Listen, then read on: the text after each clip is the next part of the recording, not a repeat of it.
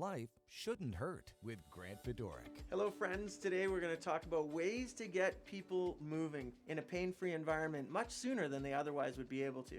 And this is the AlterG Zero-Gravity Treadmill, originally designed by NASA. When someone arrives to use our AlterG, they'll put on a pair of our specialized neoprene shorts, step up onto the treadmill, raise the air compartment supports, and zipper in. The AlterG will calibrate, and once they provide their weight, the machine will inflate to exert positive air pressure across the lower body. When enclosed in the AlterG's environment, we can reduce the amount of weight on the lower body by as much as 80%.